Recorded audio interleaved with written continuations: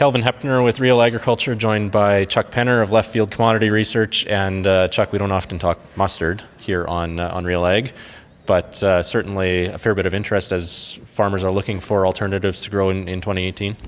Yeah, it's a kind of a market that's kind of gone against everything else. It's the stage started to be set in this last summer, where we had some very poor yields, and not just in Canada, but in northern U.S. And the U.S. is our biggest buyer of mustard, so they had a poor crop as well too.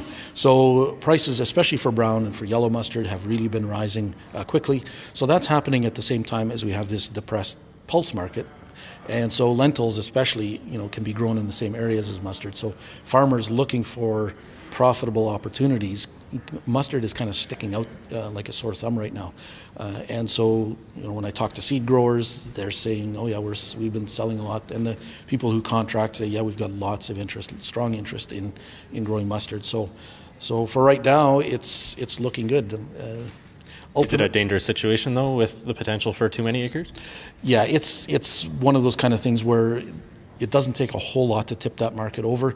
Right now, the new crop bids are still quite favorable. So farmers can lock in those prices. So it's not like they'd be hung out to dry unless they're growing it without a contract. Then they're taking a bigger risk. I would advise, if people are interested in growing mustard, that they talk to a buyer, that they get at least a good chunk of the crop contracted, locked in, and see where it goes from there. And then it will be the weather that decides ultimately whether it goes higher or lower. Yeah.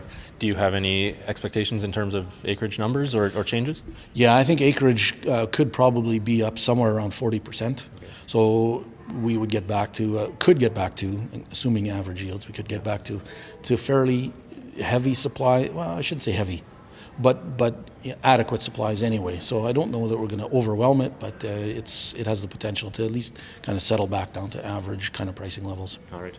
Thanks, Chuck. You bet.